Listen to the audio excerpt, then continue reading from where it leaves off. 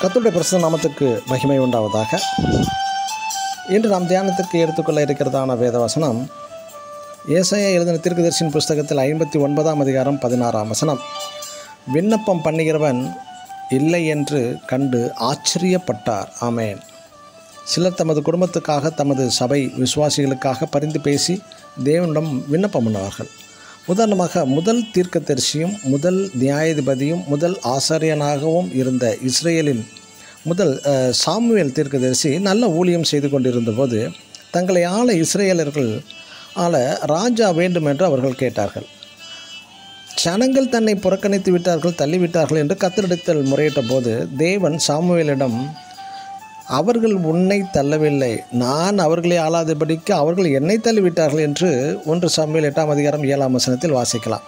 மற்றொரு சந்தர்ப்பங்களில் வனாந்தரத்தில் இஸ்ரேல் ஜனங்கள் பொன்னினால் செய்த கன்றுக்குட்டியை உண்டு பண்ணிய போது மோசே அவர்களுக்காக தேவனிடம் பரிந்து பேசி தேவ கோபத்தினின்று அவர்களை ரட்சித்தான் என்று யாத்ராகமம் 32ஆம் அதிகாரம் 31 முதல் 34 வசனங்களில் வாசிக்கலாம். இப்போதும் அவர்கள் தங்களுக்கு ஒரு ராஜா வேண்டும் என்று கேட்டபோது தேவன் எவ்வளவாக துக்கப்பட்டிருப்பார் என்று எண்ணி இஸ்ரேலர்கள் மீது தேவ கோபாக்கினை வராதபடி இஸ்ரேல் ஜனங்களுக்காக தேவனிடம் பரிந்து பேசினான் மோசே.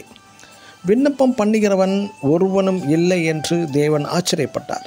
இன்று அநேக பெந்தெகோஸ்துவின் ஊழியக்காரர்கள் தேவனிடத்தில் தங்கள் சபைக்காகவும் மற்றும் தங்களிடத்தில் அறிமுகமானவர்களுக்காகவும் குடும்ப உறுப்பினர்களுக்காகவும் பிதாவினிடத்தில் பரிந்து பேசுவார்கள். எப்படி என்றால், தங்கள் அறையை பூட்டி யாரும் காணாதபடி பிதா மட்டும் அறியும்படி மன்றாடுவார்கள்.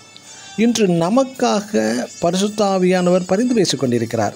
ஆவியானவர் தாமே வாக்கு கடங்காத பெருமூச்சுகளோடும் நமக்காக வேண்டுதல் செய்கிறார் என்று ரோமர் 8ஆம் அதிகாரம் 26ஆம் வசனத்தில் வாசிக்கலாம். ஆம், நமக்காக வேண்டுதல் செய்யும்படி கர்த்தராகிய இயேசு கிறிஸ்து எப்பொழுதும் உயிரோடு இருக்கிறார். எபிரேயர் 7ஆம் அதிகாரம் 25ஆம் வசனத்தில் நமக்காக பரிசுத்த ஆவியானவர் பரிந்து பேசிக்கொண்டே இருக்கிறார். இப்படிப்பட்டவர் நமக்காக பிதாவிடம் வேண்டுதல் செய்து கொண்டே இருக்கிறார். அப்படிப்பட்ட பரிந்துரையாளர்களை தேவன் தேடிக்கொண்டிருக்கிறார். ஆமேன். God bless you.